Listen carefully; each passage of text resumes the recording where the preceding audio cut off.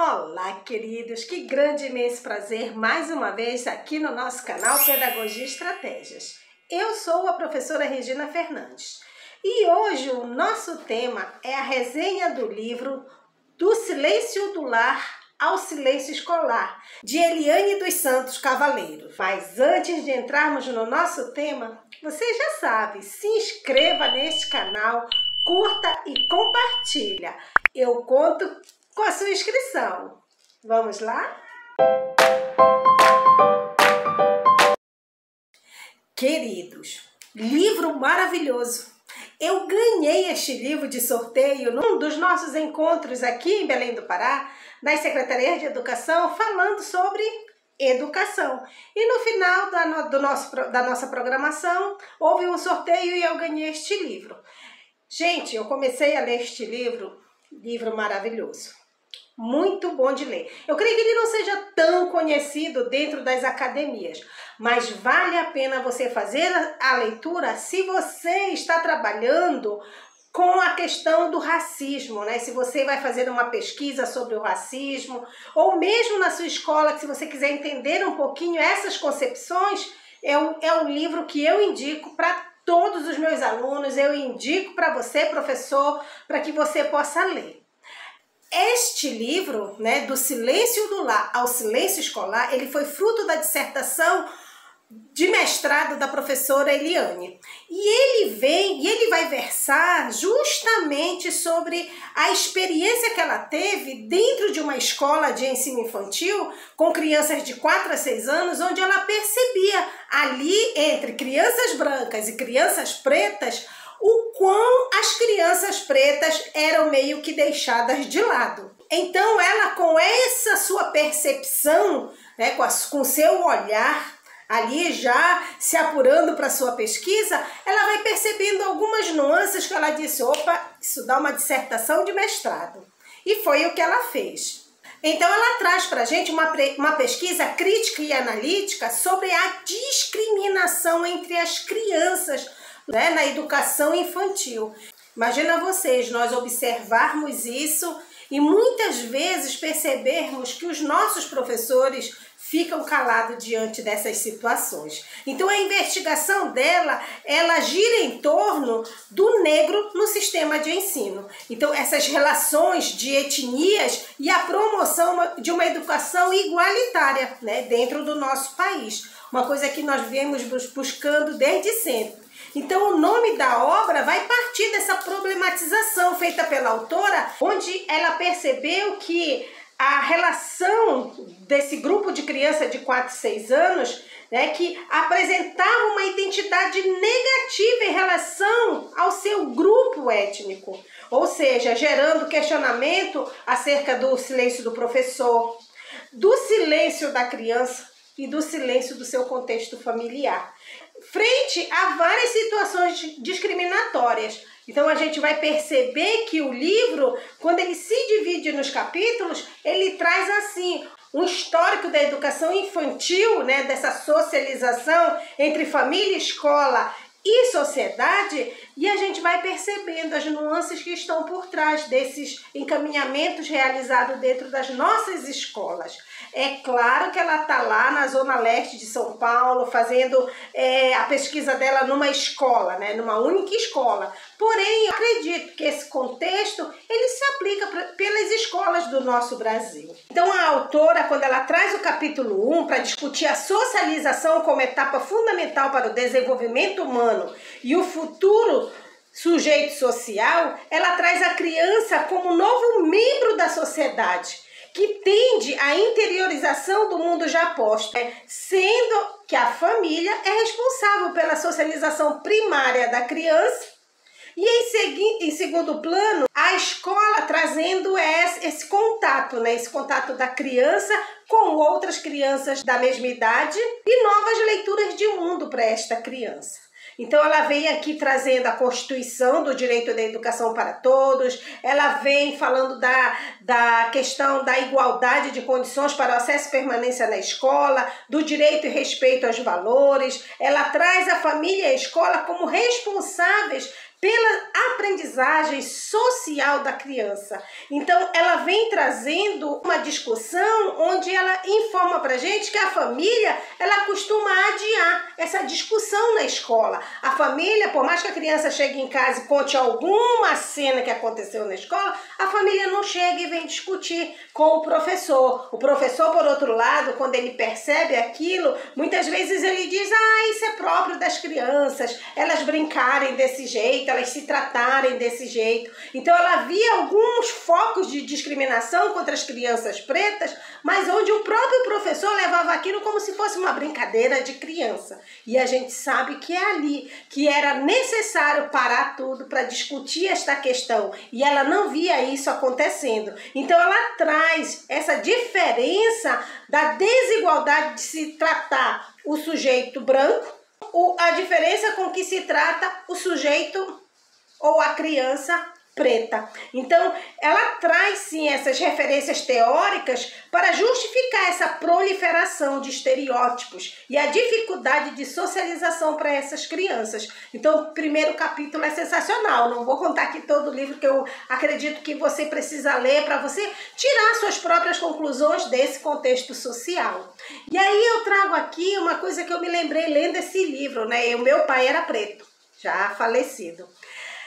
E eu sempre admirei meu pai, sempre, desde criança eu fui louca pelo meu pai, louca. Mas um dia, a minha mãe não... E a minha mãe, ela é filha de espanhóis, então ela é bem branca, de olho azul.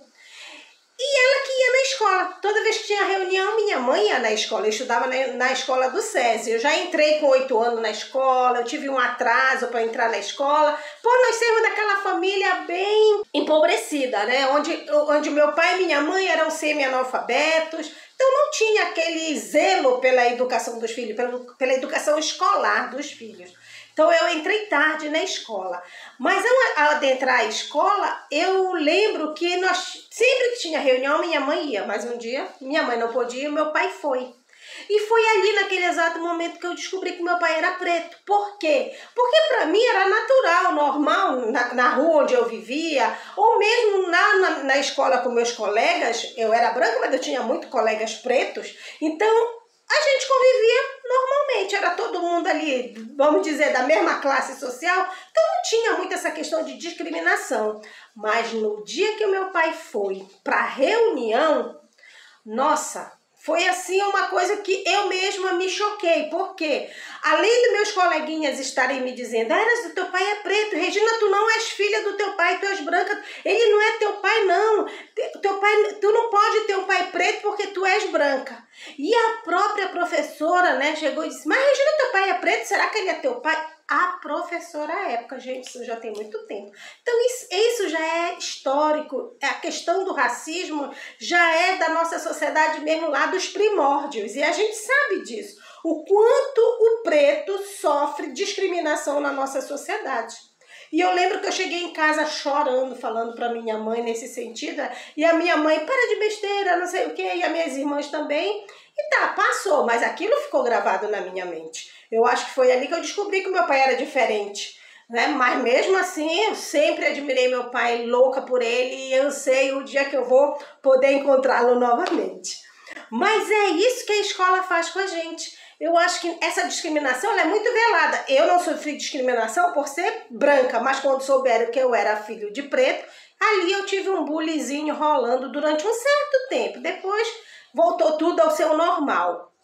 Normal, né? Então a gente percebe que dentro dos nossos campos escolares, as crianças, elas são sempre... Eu creio que, assim, muitas das vezes as nossas crianças, desde a infância, elas são socializadas para o silêncio, para a submissão, principalmente as nossas crianças pretas.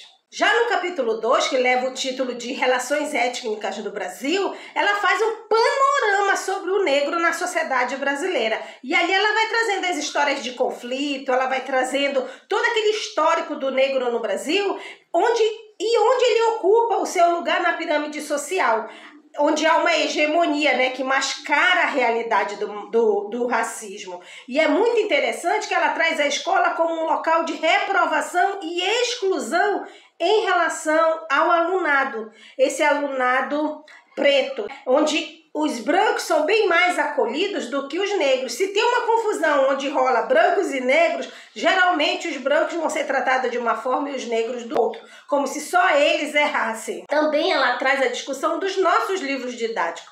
Hoje mudou um pouquinho, mas naquela época ainda tínhamos muito as vozes brancas dentro dos nossos livros didáticos, dos nossos meios de comunicação, né? Nesse campo da educação infantil, quando se ia discutir educação infantil, parecia que a gente só estava trabalhando para crianças brancas, para aquelas situações cotidianas, como o racismo, a gente nem falava, nem era trazido em nenhum lugar dentro dos nossos livros didáticos para discutir esse panorama, essas relações étnicas no Brasil.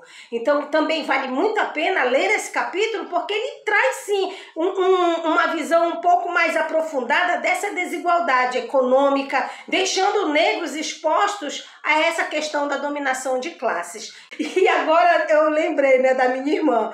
Como a minha mãe é branca, de olhos azuis, o que aconteceu com a minha irmã, né? A preta da família, que puxou pro meu pai.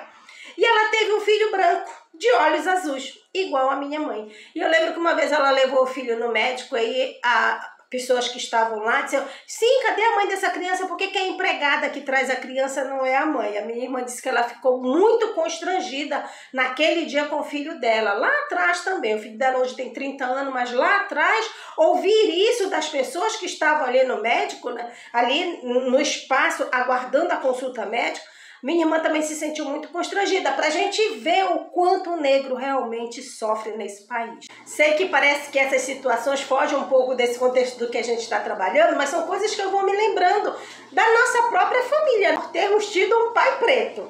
Mas vamos lá para o terceiro capítulo, que fala da família e da escola, onde ela vai ali trazer a socialização e as diferenças étnicas, onde revela os detalhes da pesquisa dela, mostrando claramente a presença do racismo e a discriminação, né, na escola e nas demais relações tidas pelos sujeitos daquele processo ali que ela estava analisando, desse processo educativo da qual ela fez a sua análise. Então ela traz ali o tema do corpo docente da escola, onde aconteceu a pesquisa, composto por mais docentes brancos do que negros, né, do que pretos. Então ela vai trazer também que esse local dentro da escola, geralmente os professores eles mantêm uma relação assistencialista e maternal com as crianças. Então elas vão diferenciando as crianças dentro da própria escola. As crianças brancas sempre tem, se tiver uma briga entre os dois, o brinquedinho ia para a criança branca. É meio que isso, né?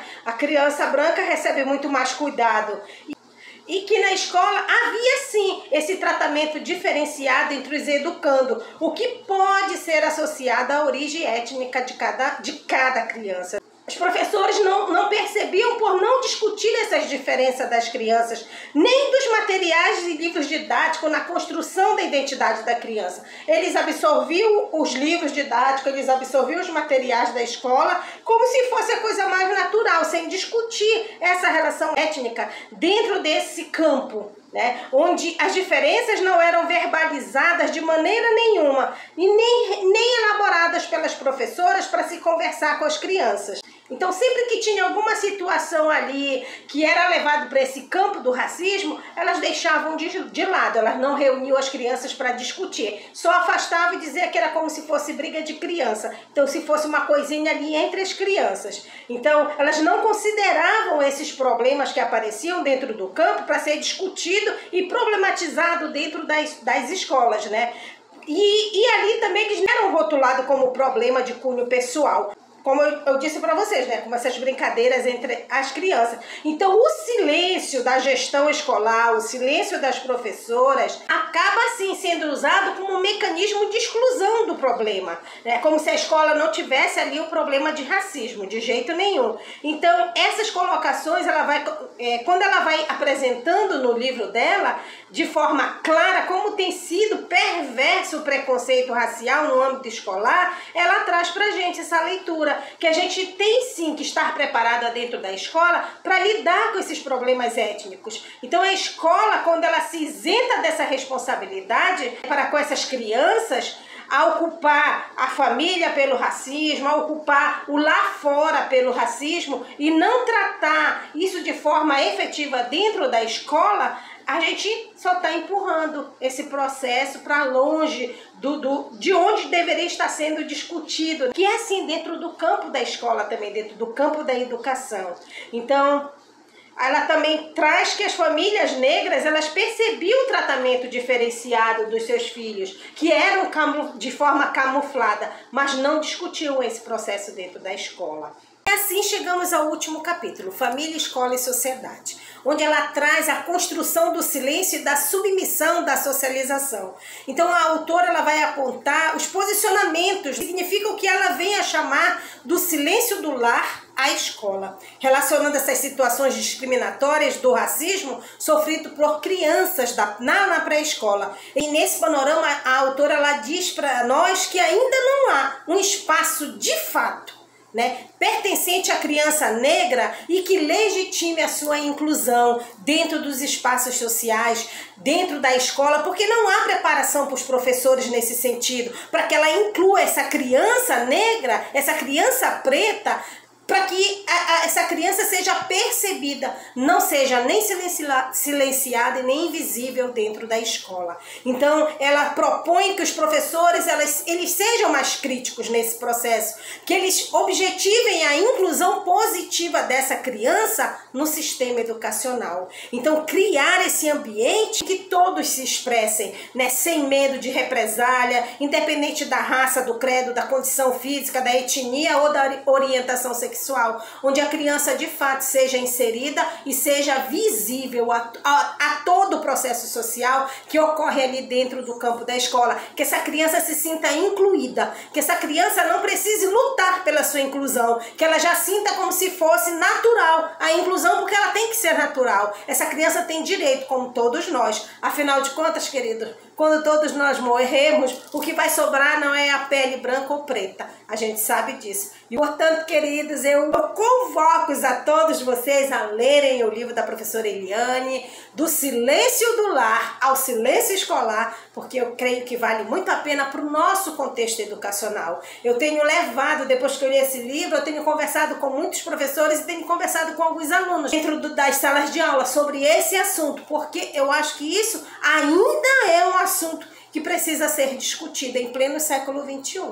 E é isso, queridos, eu espero ter me feito entender. Eu espero que você leia o livro e depois traz aqui o teu comentário. Comenta o que você achou deste vídeo, mas depois volta aqui e diga, olha, professora Regina, eu li o livro, eu vi esse aspecto, para que a gente possa trazer mais ainda essa discussão para dentro do nosso campo educacional. Gratidão por estarmos juntos mais uma vez, gratidão pelos meus novos inscritos que continuam chegando, e se você ainda não se inscreveu, o que você está esperando? Se inscreve neste canal, curte e compartilha. E até o nosso próximo vídeo.